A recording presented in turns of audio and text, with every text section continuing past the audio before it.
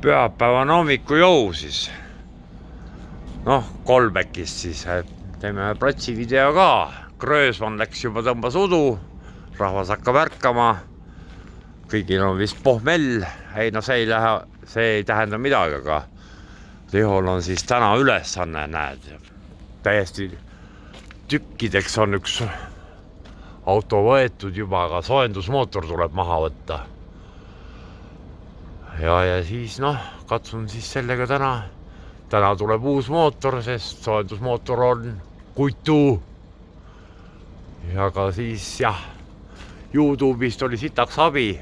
Olen vahetanud klassikul seda mootorit, oli natukene lihtsam, aga siin siis pidi studeerima.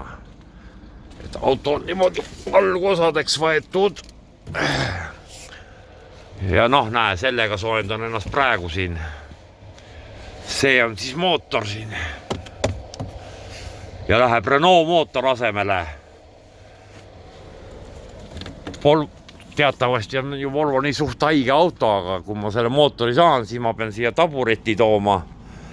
Süüte sisse panema, selles uue soojendusmootori panema siia tabureti peale, et see radar siis tuvastaks ära, et tuleb uus mootor peale, et loodame, et sellest on abi, ei hakka Miroslavale helistama sinna Belgiasse, et ta loeks sõnad peale, et uus tööle hakkaks. Vanal on lihtsalt vist harjad kulunud ja kolkimisega töötas, aga enam ei tööta kolkimisega ka.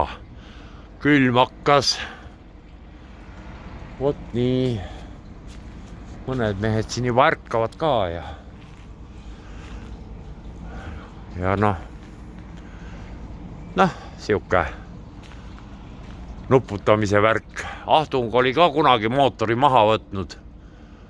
Arjadele refressi teinud. Ja ka siis oli see vist aasta aega isegi töötanud, aga noh, ikkagi on padjopka. Nüüd katsume hakkama saada. Vot. Davai, lammutan edasi.